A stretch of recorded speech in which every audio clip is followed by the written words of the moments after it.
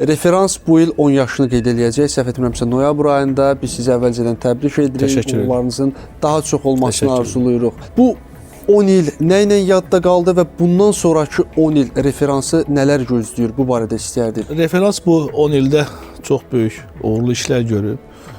Bugün Azərbaycanda bizim 47 mərkəz fəaliyyət göstərir. Gürcüstanda bir böyük mərkəzimiz fəaliyyət göstərir. Özbəkistanda bir mərkəzimiz fəaliyyət göstərir.